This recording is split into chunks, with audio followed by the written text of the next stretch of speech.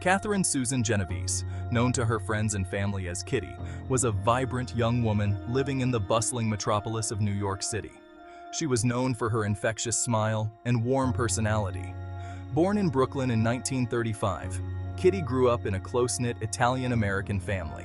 The streets of Brooklyn were her playground, and she cherished the community spirit that surrounded her. As she grew older, Kitty's zest for life led her to work as a bar manager in Queens. She was known for her dedication and hard work, always dreaming of a bright future filled with endless possibilities. Her job allowed her to meet a variety of people, and she was well liked by both her colleagues and patrons. In 1964, seeking a quieter and more peaceful life away from the constant hustle and bustle of the city, Kitty decided to move to Kew Gardens, Queens. This neighborhood was known for its tranquility and suburban charm. The leafy streets and serene environment of Kew Gardens seemed like a safe haven compared to the frenetic pace of city life. Kitty believed she had found a perfect place to start anew. However, little did Kitty know, danger often lurks in the most unexpected places. The shadows of the quiet neighborhood held secrets that would soon unravel. Kew Gardens was considered a peaceful and close-knit community. Neighbors knew each other by name, and there was a strong sense of camaraderie among the residents. The streets felt safe, and people often greeted each other with friendly smiles and warm hellos. It was a place where everyone looked out for one another. Kitty's apartment building was considered secure, a sanctuary where she could retreat after a long day at work. The building had a reputation for being a safe place to live. But it was within this supposed sanctuary that Kitty's life would be tragically cut short. The dimly lit hallways and quiet corners would soon become the backdrop for a horrifying event. Her story is a chilling reminder that darkness can lurk even in the most unexpected places, and that safety is never guaranteed, no matter how secure a place may seem. March 13, 1964, began like any other day for Kitty. She was a vibrant young woman, full of life and dreams, living in the bustling city of New York. She left her job at the bar around 3 a.m. Kitty worked as a bar manager, a job she enjoyed despite the late hours. That night, she said goodbye to her colleagues, not knowing it would be for the last time. Driving home, she parked her car in the Long Island Railroad parking lot near her apartment building. The parking lot was dimly lit, casting long shadows that danced eerily in the night. The walk from her car to her apartment door was short, but it would be her last. The street was quiet, the kind of silence that can feel both peaceful and unsettling. As Kitty walked towards her building, Winston Moseley, a stranger, approached her and attacked her with a hunting knife. The attack was sudden and brutal, leaving Kitty with no time to react. Kitty screamed for help, her cries echoing through the quiet neighborhood. Her voice pierced the stillness of the night, a desperate plea for assistance. What happened next would become the crux of a debate that would grip the nation. The story of Kitty Genovese's murder would spark discussions about urban apathy and the responsibility of bystanders. Multiple neighbors heard Kitty's screams, but their responses were varied and, ultimately, inadequate. Some turned off their lights, others looked out their windows, but no one came to her immediate aid. This tragic event would lead to the questioning of human nature and the birth of the bystander effect theory. At least a dozen neighbors heard Kitty's desperate screams for help echoing through the night air. Some turned on their lights, peering out into the darkness, trying to make sense of the commotion outside.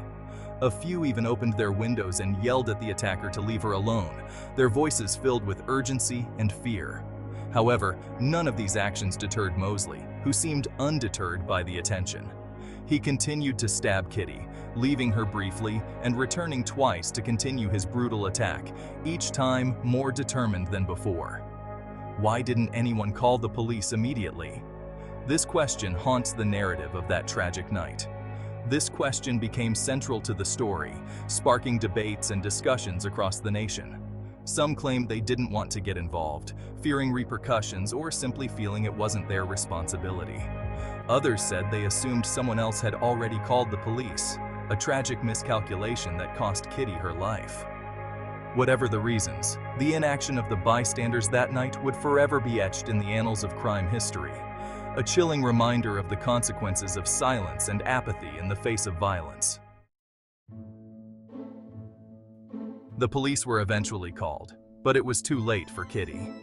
A neighbor finally contacted the authorities, but only after Moseley had fled the scene.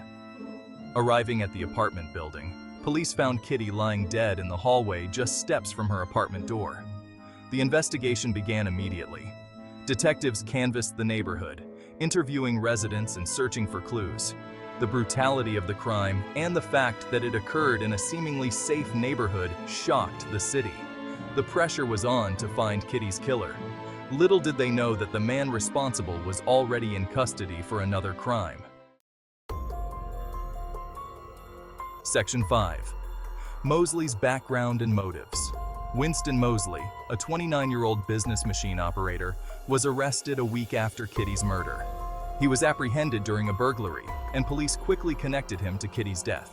During interrogation, Moseley confessed not only to Kitty's murder, but also to 2 other murders and numerous other crimes, including rapes and robberies. Moseley's confessions revealed a deeply disturbed individual. He showed no remorse for his crimes. He claimed he chose his victims randomly and was simply driven by a desire to kill. His motives, or lack thereof, sent chills down the spines of New Yorkers. Section 6. The trial and conviction of Winston Moseley. Moseley's trial was a media sensation. The details of Kitty's murder and Moseley's cold demeanor shocked the public. The prosecution presented a strong case, including eyewitness testimony and Moseley's confession. In 1964, a jury found Moseley guilty of first-degree murder. He was sentenced to death. Moseley's death sentence was later commuted to life in prison. He would spend the rest of his life behind bars, dying in prison in 2016 at the age of 81. Despite his capture and conviction, questions lingered about the circumstances surrounding Kitty's death, particularly the inaction of the bystanders. Section 7. The aftermath and the bystander effect. The murder of Kitty Genovese had a profound impact on American society. It sparked a national conversation about apathy and the responsibility of citizens to help one another. Psychologists began studying what became known as the bystander effect, or Genovese syndrome. The bystander effect suggests that individuals are less likely to intervene in an emergency situation when other people are present. The presence of others creates a diffusion of responsibility, with each person assuming someone else will take action. This phenomenon, highlighted by Kitty's murder, has been the subject of numerous studies and is still relevant today. Section 8. Changes in emergency response systems.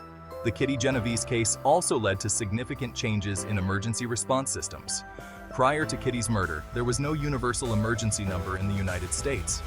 In 1968, 4 years after Kitty's death, 911 was established as the nationwide emergency phone number. This system centralized emergency calls, making it easier and faster for citizens to get help. The establishment of 911 was a direct response to the communication breakdowns that occurred on the night of Kitty's murder. It represented a significant step forward in improving public safety and ensuring that people in need could quickly access help. Section 9. The legacy of Kitty Genovese. Kitty Genovese's murder continues to resonate today. Her story serves as a tragic reminder of the importance of speaking up and taking action when we witness injustice. It also highlights the dangers of apathy and the bystander effect.